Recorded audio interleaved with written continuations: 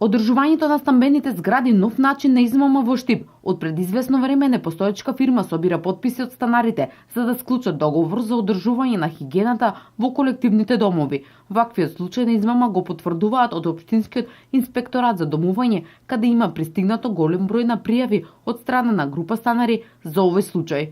Во инспекторатот за домување добивме дојава дека нелиценцирани фирми собираат потписи од граѓаните за одржување на влезовите.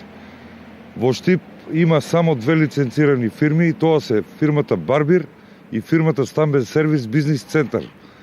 Единствено со нив граѓаните може да склучуваат договори за да не бидат измамени. За тие физички лица што собираат потписи по влезовите следуваат казнени мерки. Од секторот за внатрешни работи во Штип досега нема добиено пријава од страна на граѓаните за случајот за лажно собирање на потписи за одржување на станбените згради. На подрачјето на општина Штип до крајот на 2016 година 102 лиценцирани фирми за одржување на колективни објекти за домување имаат потпишано на 3500 семејства кои живеат во станбени згради.